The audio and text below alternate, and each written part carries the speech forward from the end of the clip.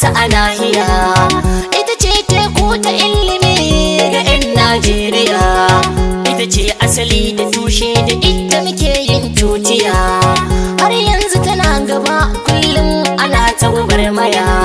Jami'ar da ta yaye manyan ƙasar nan mazajin jira. Ita ce kowanne ɗalibi ke burinta a zuciya.